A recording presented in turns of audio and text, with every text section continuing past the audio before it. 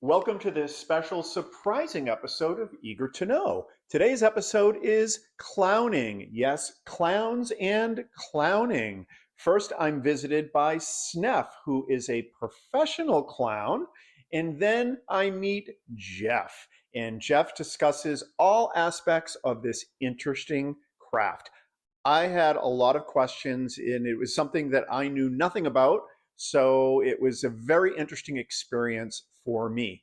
One note, I normally do a pre interview with my guests so we can sort of like figure out the landscape of what we're going to talk about. I did not do that this time. So I was learning about this topic and my guest as the interviewed unfolded. So we are going to be learning together on this episode. I hope you enjoy it. Yeah, my name is Sneff. Sneff, nice to see you. Good to meet you. Nice to meet you. Welcome. Oh my god.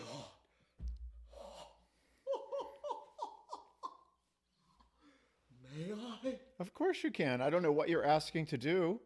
Oh, my slippers. Oh! Are you seeing this? Oh! I do. May I? Of course you can. Oh! They might be a little smelly. Came right off!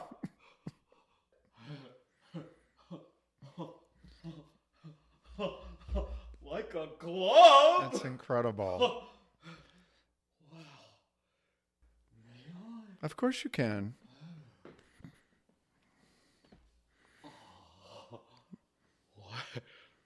Wow. Hi. Who are you? Oh, was it this?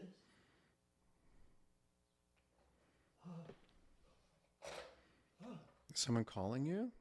I think so. Hello? Yeah. It's me. What? Oh. No way. Oh my. Right now? But I'm like at this. Okay. All right. I'll be there. Okay. Okay. no. Okay. Bye. Love you. Bye. Bye. I'm so sorry. what's- I gotta go. Oh, no. Well, this was. This Wow. was awesome. Cool. Sure, but you don't have any clown germs, do you? Oh, that's good. Okay, bye. Bye. Rick, oh man. Hi. I'm so sorry I'm late. No problem. I had a... Weirdest thing happened. What happened? I was walking on the way here, and this weird clown like ran into me. I was like in a rush, and I was trying to get out the door, and he was like, "You gotta take this shoe. Do you know the guy up there?" And I was like, "Yeah." He's like, "Have your shoe." Tell me about your experience of performing as a clown. What does that mean to you? Is it a way for you to express a part of you that you can't in everyday life? Is it creating something new? Just tell me about that.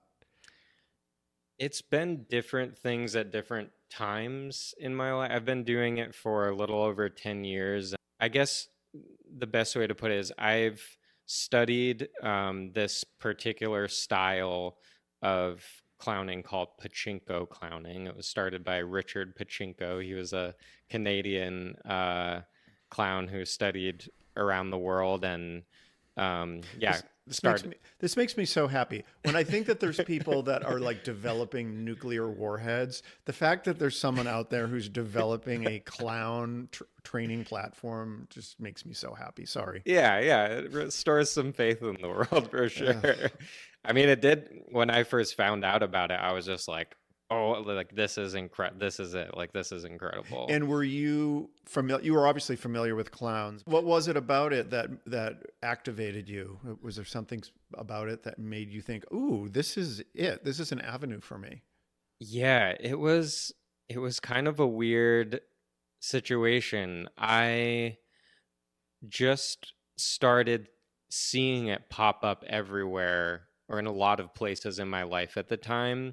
I was reading a book that I was really interested in that had clowns in it. I was reading several books actually, and I think 3 or 4 of them And they had. just so happen to have They clowns. just so happened they were unrelated books, not having anything. They weren't focused on clowning at all. But it was like an And element. it was coming up in movies. It was coming up in random conversation. So at a certain point, I was like, all right, there's something going on with this clown stuff. And I started to get a little curious. And I was reading this another book. You were clown curious. I was clown curious. Yeah. I was reading this book. It's called Metagenealogy. It's a book about healing and transforming kind of passed down traumas and things you get stuck in your life. He shared this story about how he grew up in Chile and he had a really rough relationship with his father growing up. His name's Alejandro Jodorowsky, and one day he had this impulse to have a cobbler in the town make him a pair of clown shoes. And he knew that his dad was in the circus back in the day. So he had this cobbler make this beautiful like leather clown shoes, like very, long traditional kind of like clown shoes. And he just went and like wore them and walked around the town. He was like a poet at the time, and he was experimenting with doing all these like, what do you call, like poetic acts. Okay. And so this was this poetic act, and he had this impulse and he was walking around.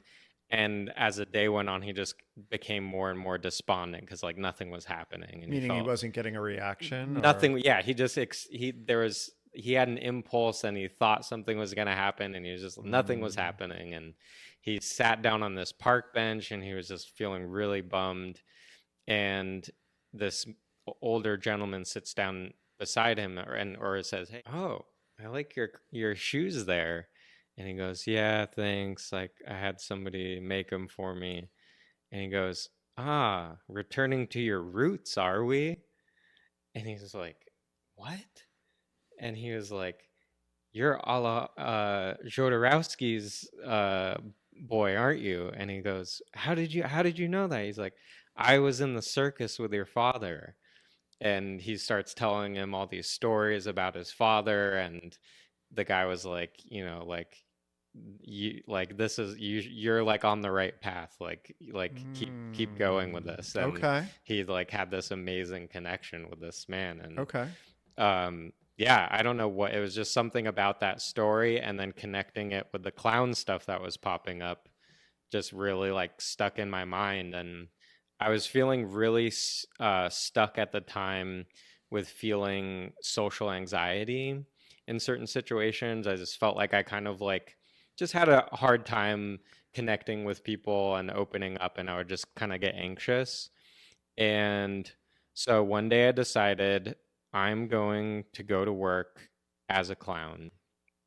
And I had looked up some clowning stuff kind of on YouTube and came across some. Can I ask what was your job?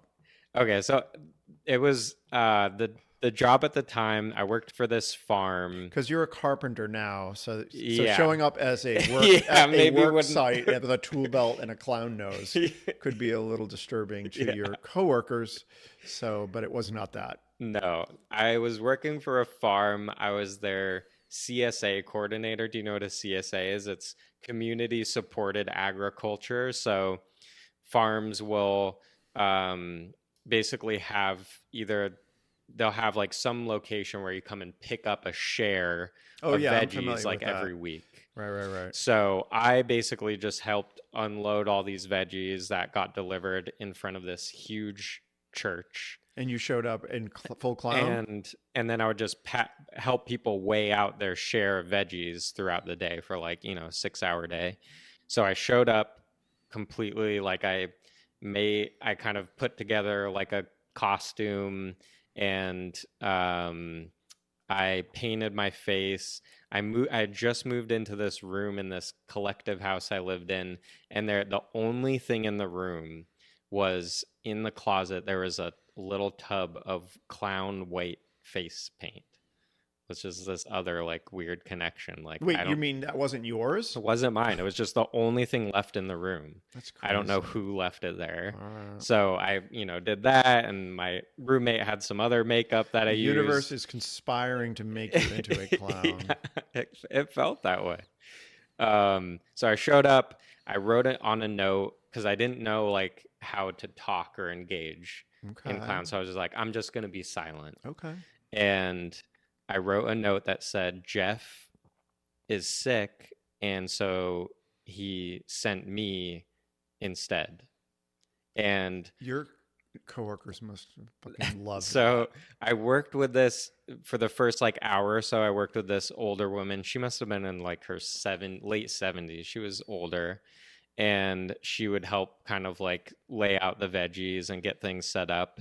And so I showed, or she wasn't there, but the driver had come from the farm, and he was just like, And did you interact with people as not Jeff? yeah, I was totally just I didn't know exactly what to do, so I just started doing was improv. things. I was And how did that feel? It felt incredible. So I just started unloading veggies and just kind of like doing it in this playful way with the guy, and then I handed this note to this woman, and I kid you not, to this day she does not know that that was me. The next time I went there, she was like, "Oh my God, Jeff, you missed it.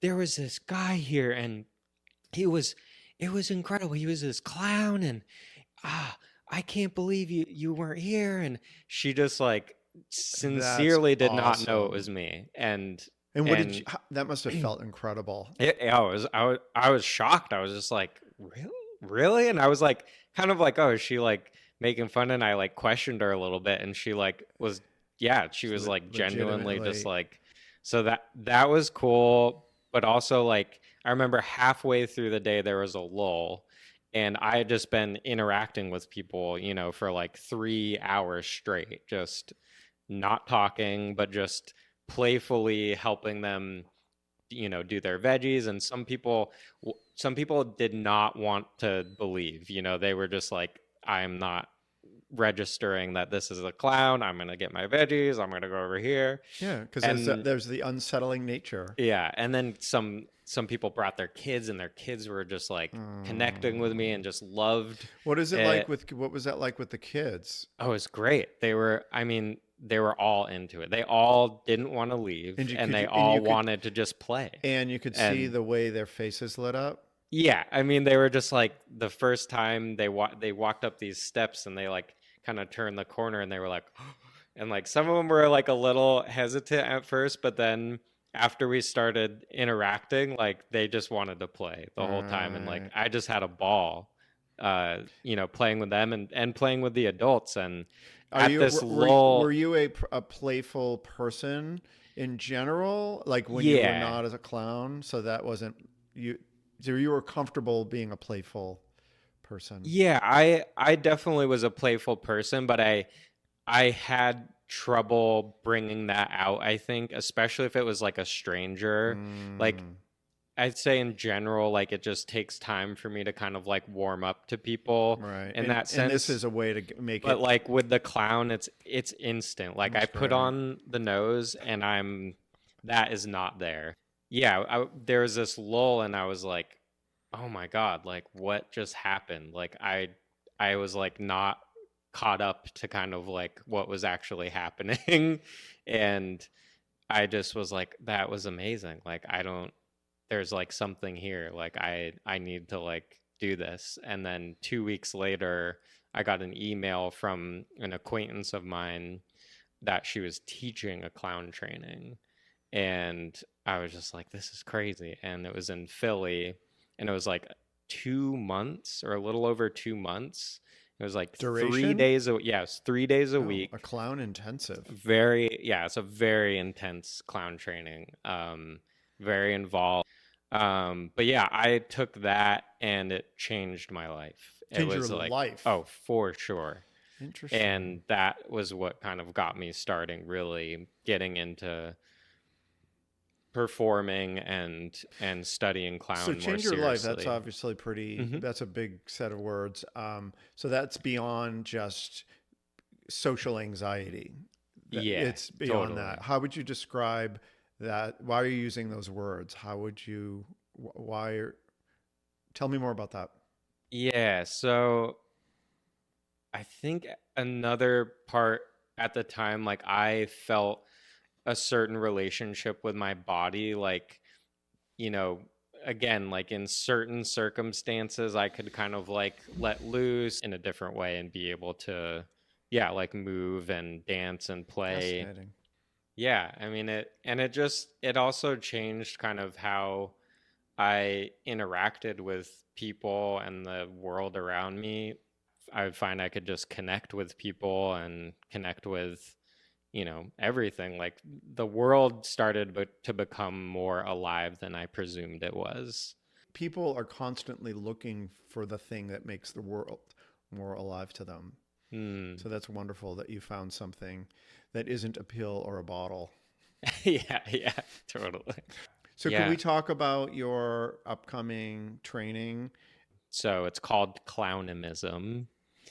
For me, clowning has been a kinship in that with animism and clowning, like a similarity there. And yeah, we're going to use sort of the pachinko clowning, some of the stuff in that technique, as well as the book I mentioned by This, Alejandro. oh, not that one, the other one. Yeah, Yeah, the I can metagenealogy. put a link on the episode for people to check that Great. out. So there'll be a little bit of that stuff. I've also studied this thing called Buto dance, and we'll do a little bit of that. But it's all of these forms that, in some way, to me, relate to this, to animism and the world sort of being alive in a way of feeding the connection to those things in your life, to the connection you have to everything around you.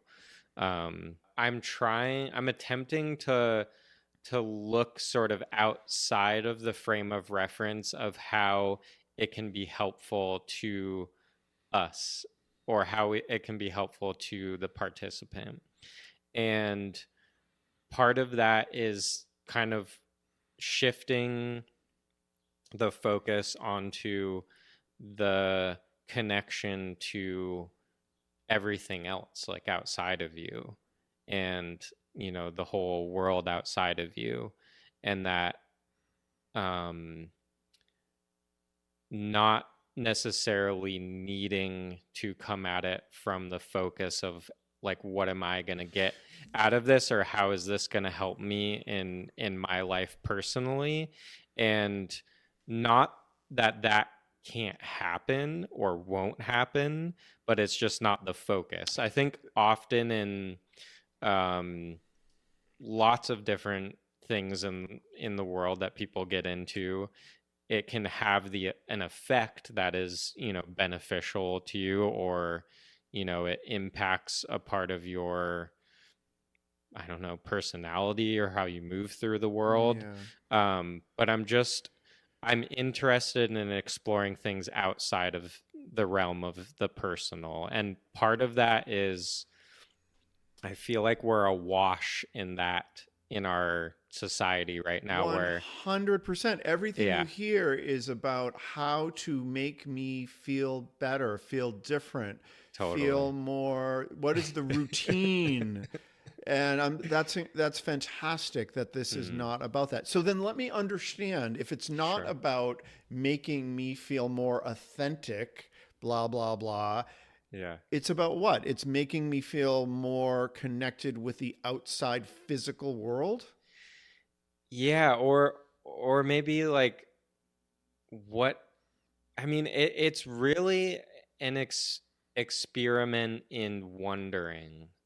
I would say that would be like kind of the focus that's centered on the participants, wondering about a lot of these things, and not necessarily trying to get to some outcome, or trying to get to some clear understanding or goal, but really trying to just sit with and be in a state of wonder about the world, and then also guiding people into a connection or a way of being with everything around them, and seeing what happens when you do that, and seeing what happens when you have that relationship to all of these things and people around you in a way that they're alive,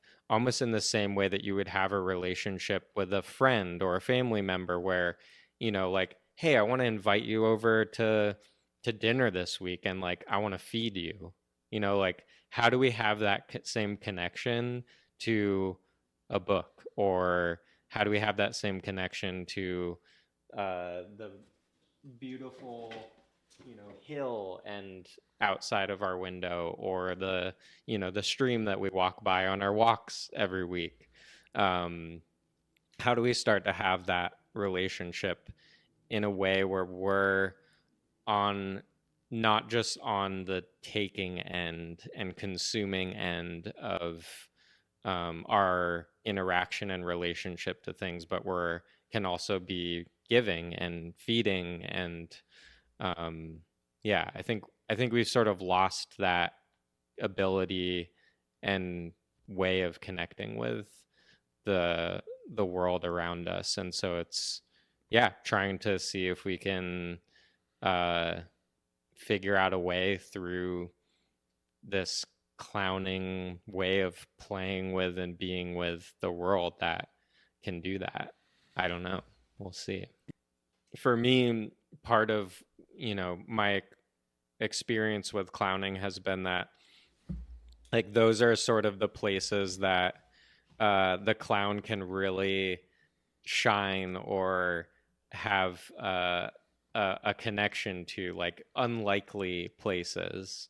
There's this clown, I forget his name. I think he was part of the original Big Apple Circus. And I was listening to him talk once, and he said, clowns are like a bouncy ball.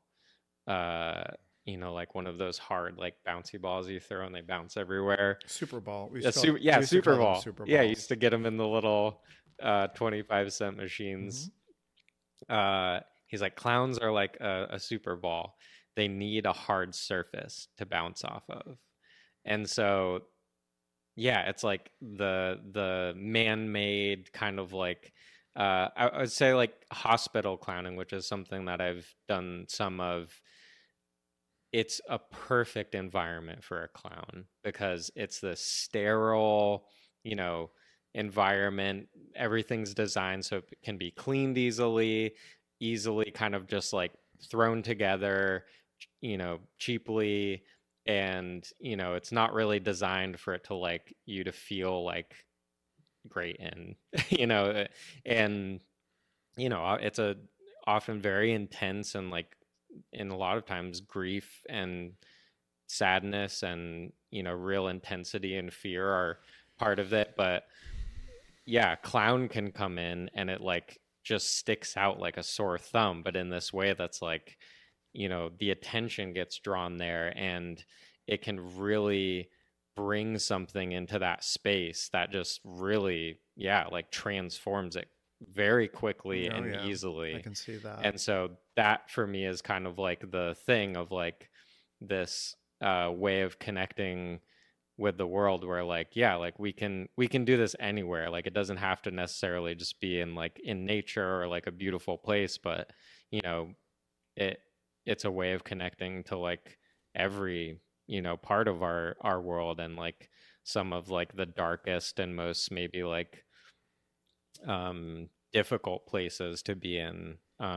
There's this clown that I've done a little bit of work with, Patch Adams. I don't know if you've heard of him. There was There was a movie made. I yeah, never saw the movie. Robin but, Williams right. played him in the movie, but he's a real person, and he was a doctor who went through medical school and started playing around with clowning with people he was learning to treat. And he found that it was this incredible connection that he could have with people, and it was actually like helping them get better in certain circumstances. um just the way that he was able to connect with them like that. And yeah, it was improving. He saw that it improving just like their situation, their outlook, and in some cases like their conditions. And so he started playing with that. And but he went on to lead these um sort of clown expeditions all around the world, and going to places, that have been and are in like war torn scenarios, or are just an Is this in the extreme. movie too? No. This is like what happened after the After the movie. movie. I'm But just curious. I'm thinking I may want to watch the movie, but it's a great movie. Yeah, definitely recommend the movie. But yeah, he started leading. So he brings people to these areas that are just like very, very intense, and they'll go in and clown with people, and it's incredible. I went with him on a trip in Mexico, and we went around to all these different, schools and churches and places. So wait, you traveled with the Patch Adams? Yeah, I actually, he was in Massachusetts, not too far from here, doing a thing, and he brought us around to a bunch of different hospitals and nursing homes. And then yeah, I went on a trip with him to Mexico with a group of people, and yeah, we just clowned at all of these different um places. We went to a women's prison, which was incredible. But yeah, In Mexico? in Mexico. Yeah, What was that like? it was incredible. It was, yeah, it was really, really, it was really, really amazing to see people who, some of whom had never really clowned, or haven't had like, like a traditional like training in clowning, go. And then that's kind of like his philosophy, is like anybody can clown. And they don't give like a ton of like training per se. I mean, we did like exercises, but he's kind of just like, like on, like in the experience, like in the field kind of Yeah. training, where, we just went out to these different places and, dressed up, had noses, and interacted with people. And tell me And it about was the people. incredible. Tell me about the women in the prison. Like, what did you see them transform in terms of their? Tell me about that. I'm curious. Yeah, so um yeah, I mean, I didn't know what to expect. I've been in a prison before, um but certainly not in Mexico. And you know, they let us in with a bunch of things which like would not fly in Meaning America. props. Yeah, we had like props and guitars, and I think we had like even balloons and like all kinds. I mean, like And were you there performing were for a things. group? Like they were all, everyone was pulled together, or was it Well, one there on was one? different situations. So we happened to show up on a day where they had it was like a visitation day. So there was a bunch of folks who were in this giant courtyard. This is the biggest women's prison in Mexico. It was in Mexico City somewhere. And so there was this huge courtyard, and then their families were coming to visit them. So there was all these tables, and then there was also some children there. So it was kind of great that we were there on that day. And the first interaction I had, it felt a bit chaotic and overwhelming at first, because there was just so many people. There was inmates, families, guards, and then this group of clowns, and it was just kind of like chaos. And I wandered over to this table, and there was this woman and her elderly mother sitting down at this table, just the two of them. Huge spread of food, all these plastic bags filled with food, and then some already out on the table.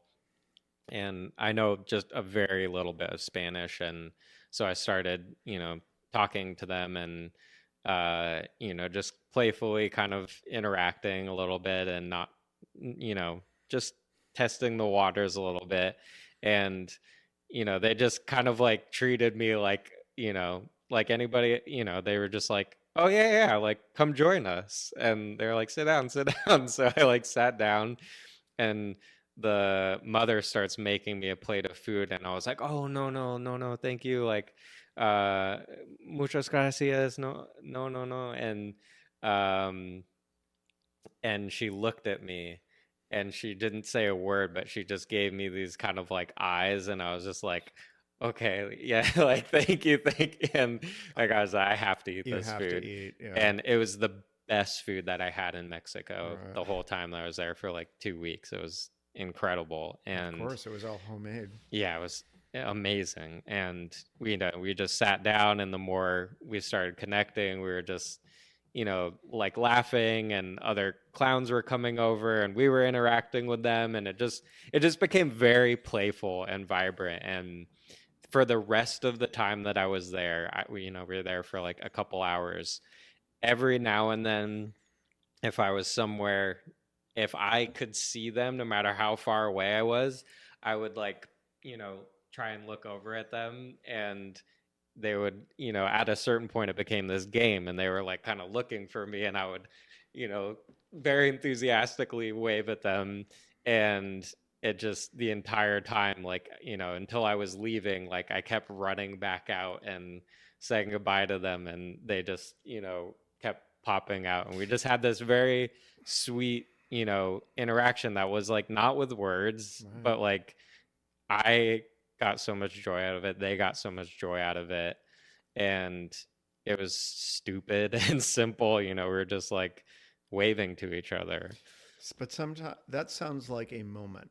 That sounds like a moment in your life that's incredible. Yeah, Something so simple it was and complex. yeah, like, yeah, like you just said, like it was both like, the things that I was doing and other clowns were doing were like profoundly stupid. They were like simple, kind of like funny, goofy, stupid things, but they had this, yeah, like very profound impact on people. And a few of us were asked to go inside where they were, there was women in cells, and also in smaller areas where they were like having food and they were making things. And yeah, it was just, I mean, some of these clowns were like really amazing clowns, and watching them were just people were lighting up. I mean, they were just, you could feel the shift in energy, like, after just a couple minutes of us being in there, and just like even waving to people, like there would be these little like slits in the wall, and there would be like, inmates there who are just kind of like behind the wall, and you would like peer through, and all of a sudden they would see this like just this clown with a nose like peering through this little like tiny little thing, and they're like, what is it? Like, and it was just this like amazing little, little moments, That's and fantastic. it was great. Yeah, Fantastic. it was really sweet. And thank you for being the first guest in the new set. You were not familiar with, I was recording these interviews at Fact TV, and Fact TV is responsible for all of this equipment, and this will air on Fact TV. But traditionally, recording in their studio, it's like a desk, and it can feel a little, I don't know. This is a much more chill, relaxed environment. Like, this is fantastic. I completely forgot that we were recording. Yeah. So I don't know what that's going to do for the end product, but I did completely forget. I thought we were just hanging out in my art studio talking. But thank you so much. This has been really interesting. And this was definitely, I'm glad that I didn't ask you questions before we did this interview. This went in directions that I didn't expect. And it uncovered things that I was not aware of. I don't know if those are clown things or if those are Jeff things. I think a lot of it is how you relate to clowning. I think I'm feeling a lot of your personality, your being, and your relationship to the world is kind of coming through clowning. That's kind of what I think. But thank you so much, and this is really great. Yeah, thanks so much for having me. This is great. I feel like I don't get to talk to people about, this stuff super often, and it's really a joy to get to do that. And yeah, thanks so much for having me. You're welcome.